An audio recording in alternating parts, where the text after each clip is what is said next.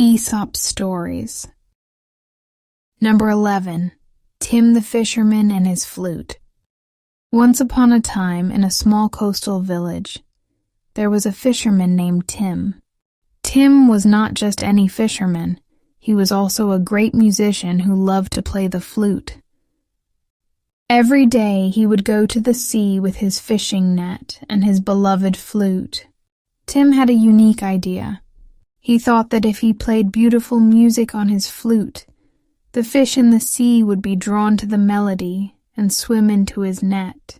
So, one sunny morning, Tim went to his favorite spot on the shore. He stood on a large rock that stretched out into the water. He started to play his flute. The tunes were sweet and floated over the waves.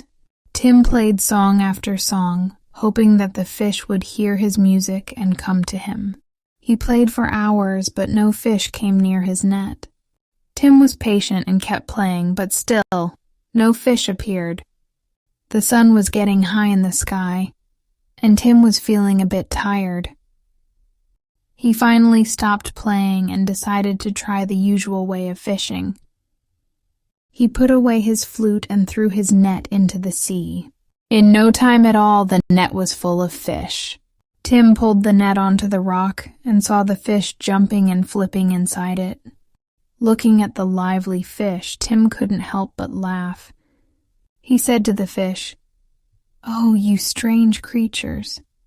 When I played my music, you didn't come.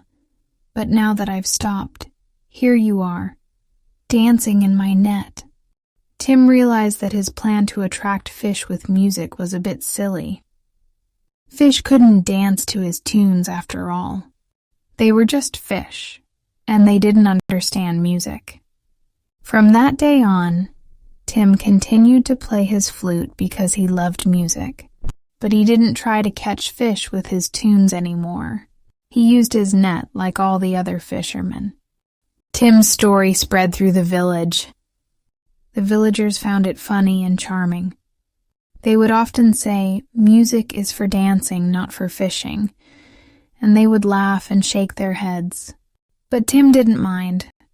He was happy to fish in his own way and play his flute just for the joy of it. He knew that some things, like playing music, were just for fun and not for work, and so Tim the fisherman became known as Tim the musician too. He caught plenty of fish with his net and filled the village with beautiful music from his flute. He was a reminder that it's important to do what you love, even if it's just for fun. Number 12. Billy the Farmer and His Stuck Wagon. In a small village, there was a farmer named Billy. He had a big wagon that he used to carry hay and vegetables from his farm to the market. One sunny day, while Billy was driving his wagon down a country road, something unexpected happened. The road was muddy from the rain the night before, and there were deep ruts in the ground. As Billy was driving, the wheels of his wagon got stuck in one of these ruts. Try as he might, Billy couldn't move the wagon. It was stuck very deep in the mud. Billy didn't know what to do. He stood there looking at his stuck wagon, feeling very upset. Then he remembered the stories he had heard about Hercules, a strong hero from the old tales. People said Hercules could do anything, so Billy started to call out loudly, "Hercules, please come and help me. My wagon is stuck and I can't move it." Just then, a stranger was passing by. He heard Billy calling for Hercules and saw the stuck wagon. The stranger walked over to Billy and said, "Why are you just standing there calling for Hercules? You need to try to help yourself first. Put your shoulder to the wagon and push. Encourage your horses to pull harder." Billy was surprised. He hadn't thought of trying to push the wagon himself. He thought he needed someone strong like Hercules to help. But the stranger's words made sense to him, so Billy decided to try. He put his shoulder against the wagon and pushed with all his might. He also encouraged his horses to pull harder. Slowly, the wagon started to move. With a little effort, the wheels came out of the rut, and the wagon was free. Billy was so happy and grateful. He thanked the stranger for his advice. The stranger smiled and said, "Remember, self-help is the best help. Before asking for help, always try to do what you can yourself." Billy learned an important lesson that day. He realized that he was capable of solving his problems if he just tried. From then on, whenever he faced a problem, he remembered to try to solve it himself first. The story of Billy and his stuck wagon became a lesson for everyone in the village. They all learned that it's good to try to help yourself before asking for help from others. And if you do need help, it's because you've already tried your best. And Billy? He became known as the farmer who learned the value of self-help, thanks to a stuck wagon and the wise words of a passing stranger. Number 13. Ants, the Grasshopper, and Winter Food. In a sunny field, there lived a busy group of ants. All summer long, these ants worked hard. They collected food and stored it for winter. The ants knew that during winter, food would be hard to find. Near the ants, there was a grasshopper who loved to sing. He sang from morning until night. He watched the ants work, but he never helped. He thought, "Why work so hard? There is plenty of food." Summer passed and winter came. The fields turned white with snow, and food was nowhere to be seen. The grasshopper was cold and very hungry. He remembered the ants and their food store. Shivering, the grasshopper went to the ants' home. He saw the ants eating the food they had saved. "Please," he asked the ants, "can I have some food? I am very hungry." The ants stopped and looked at the grasshopper. They remembered how he sang all summer. "Why didn't you collect food in the summer?" they asked. "I was busy singing," the grasshopper said. "I didn't have time to collect food." The ants shook their heads. "If you spent summer singing instead of working, you must spend winter without food," they said. The grasshopper was sad. He realized that he had made a mistake. He should have worked in the summer, like the ants. From that day, the grasshopper learned to work and save for the future. He never forgot the lesson the ants taught him. Work today so you can eat tomorrow. The ants continued to collect food every summer. They always had enough to eat in the winter. And the grasshopper? He learned to sing a little and work a lot. He became friends with the ants and helped them collect food. The story of the ants and the grasshopper spread across the field. It reminded everyone to work hard and prepare for the future, and the grasshopper's songs became happier because he knew that after work, there was always time for a song. Number 14. Tom and his dog Rover's journey. Tom was a man who loved adventures. He decided to go on a journey to see new places. Tom had a dog named Rover, who was his best friend. Rover was a smart and loyal dog, always ready for an adventure with Tom. On the day of their journey, Tom was busy packing his bag. He put in clothes, some food, and a map.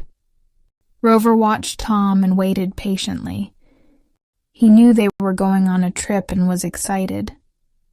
When Tom finished packing, he looked for Rover. He found Rover sitting by the door. Rover looked like he was just relaxing and stretching. Tom said to Rover, "Why are you just sitting there? We need to go. I am all ready, and you are still sitting." Rover looked up at Tom and wagged his tail. He barked softly as if to say, "I am ready, Tom. I have been waiting for you." Tom realized that Rover was right. While he thought Rover was just sitting, Rover was actually all set to go. It was Tom who had taken a long time to get ready. Tom laughed and patted Rover. "You are a smart dog, Rover. You were ready before me," he said. Tom and Rover set out on their journey. They walked through forests, crossed rivers, and climbed hills. They saw beautiful places and met new friends. During their journey, Tom learned something important. Sometimes he thought others were slow, but it was him who needed to be faster. Rover always knew when it was time to go and when it was time to rest. Tom and Rover had many adventures together. They always helped each other and stayed by each other's side. The story of Tom and Rover's journey became well known. People learned from their story that sometimes what we think about others is not true. We might think someone is slow or not ready, but they might be waiting for us. Rover showed Tom that being a good friend means being patient and understanding, and Tom showed Rover that life is full of adventures when you have a friend to share them with. Tom and Rover continued to travel and explore. Wherever they went, they had fun and looked out for each other. They were a great team, a man and his dog, ready for any adventure that came their way. Number 15. Baxter the Dog and His Reflection. Once there was a dog named Baxter. Baxter was a happy dog who loved to explore. One sunny day, Baxter found a delicious piece of meat. He was very happy and decided to take it home to enjoy it.